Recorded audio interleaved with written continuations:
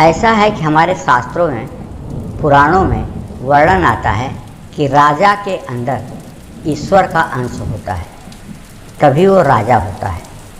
इसलिए न तो राजा की निंदा करनी चाहिए और न ही राजा का अपमान करना चाहिए, क्योंकि उसके अंदर ईश्वर अंश होता है। ऐसा हमारा शास्त्र कहता है, सनातन धर्म कहता है। बिना ईश्वर अंश के कोई राजा नहीं होता है। जिनका पुण्य होता है, पूर्व जन्म का प्रारब्ध अच्छा होता है, वही लोग अच्छे कुल में पैदा हो करके और वही लोग अच्छे जीवन जी करके और वही लोग दुनिया का मार्गदर्शन करते हैं। राजनीति के क्षेत्र में सफलता पाने के लिए, तरक्की पाने के लिए हल्दी, कपूर और लौंग का चूर्ण मिलाकर माँ दुर्गा के मंदिर जा कर के माँ दुर्गा का तिलक करना चाहिए, या अपने पूजा स्थान में भी आप ये तिलक कर सकते हैं। तिलक लगा करके माता के सामने 21 चूड़ियाँ, 2 जोड़ी चांदी की बिछिया माँ को अर्पित करना चाहिए। माँ दुर्गा के गुलाब के फूलों की माला से अलंकृत करना चाहिए और मोंगरे का इत्र भी माता के सन्मुख चढ़ाना चाहिए।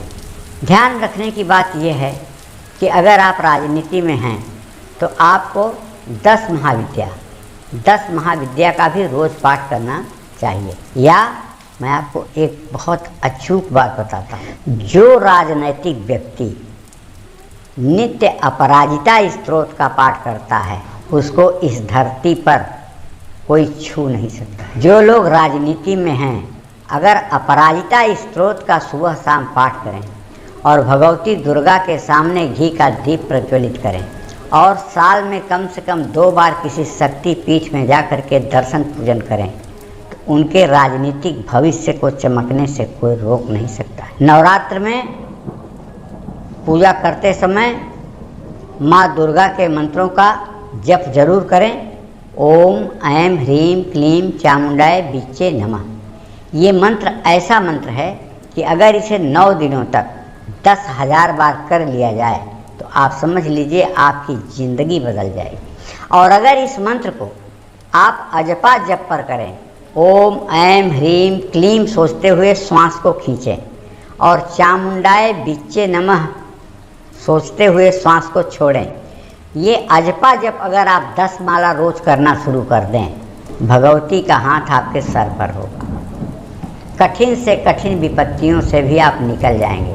और अगर ये क्रम आपका अनवरत 3 वर्षों तक चल जाए तो आपको भूत भविष्य वर्तमान की जानकारी अनायास घर बैठे होगी। आप भूत भविष्य के दृष्टा बन जाएंगे और किसी प्रकार का ग्रह पीड़ा, किसी प्रकार का देव दोष, किसी प्रकार का पितर दोष आपका स्पर्श नहीं कर पाएगा।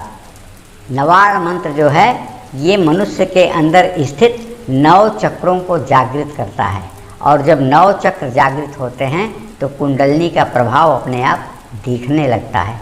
ऐसा व्यक्ति दिव्य चक्षु प्राप्त कर लेता है और उसे भूत भविष्य वर्तमान की जानकारी हो जाती है।